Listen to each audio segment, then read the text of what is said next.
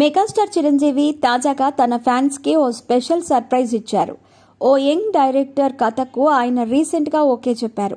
గతంలో ఈ రూమర్స్ తెగ ట్రెండ్ అవగా ఇప్పుడు వాటిని నిజం చేస్తూ ఓ అధికారిక అనౌన్స్మెంట్ వచ్చింది.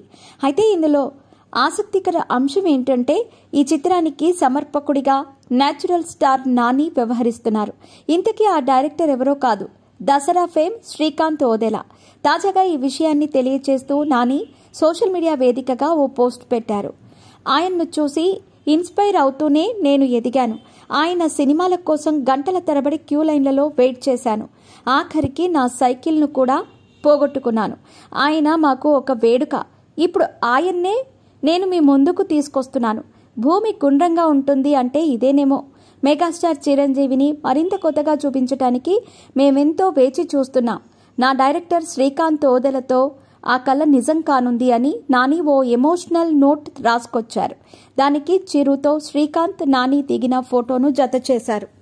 ఇదిలా ఉండగా చేతులకు రక్తం కారుతున్న ఓ పోస్టర్ను షేర్ చేసి హింసలోనే అతను తన శాంతిని వెతుక్కున్నాడు అంటూ ఓ పవర్ఫుల్ క్యాప్షన్ ని కూడా జోడించారు. Anonymous Productions SLV Cinemas banner పై ఈ మూవీ తెరకెక్కనుంది.